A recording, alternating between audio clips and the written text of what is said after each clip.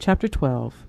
The burden of the word of the Lord for Israel, saith the Lord, which stretcheth forth the heavens, and layeth the foundation of the earth, and formeth the spirit of man within him.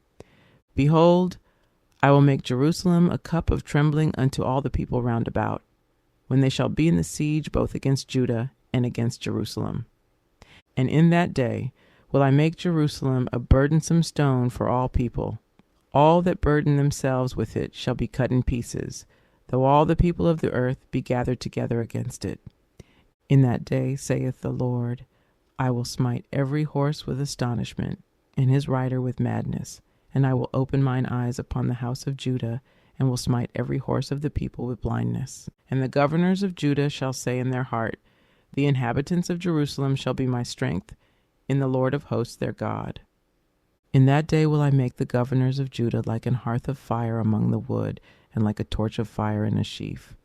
And they shall devour all the people round about, on the right hand and on the left. And Jerusalem shall be inhabited again in her own place, even in Jerusalem.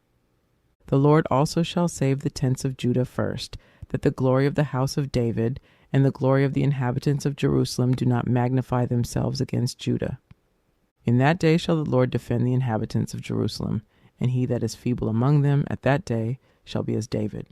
And the house of David shall be as God, as the angel of the Lord before them.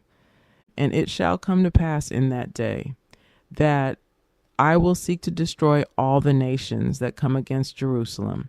And I will pour upon the house of David and upon the inhabitants of Jerusalem the spirit of grace and of supplications. And they shall look upon me whom they have pierced, and they shall mourn for him as one mourneth for his only son, and shall be in bitterness for him as one that is in bitterness for his firstborn. In that day shall there be a great mourning in Jerusalem, as the mourning of Hadadrimmon in the valley of Megiddon. And the land shall mourn, every family apart, the family of the house of David apart, and their wives apart, the family of the house of Nathan apart, and their wives apart, the family of the house of Levi apart, and their wives apart, the family of Shimei apart, and their wives apart, all the families that remain, every family apart, and their wives apart.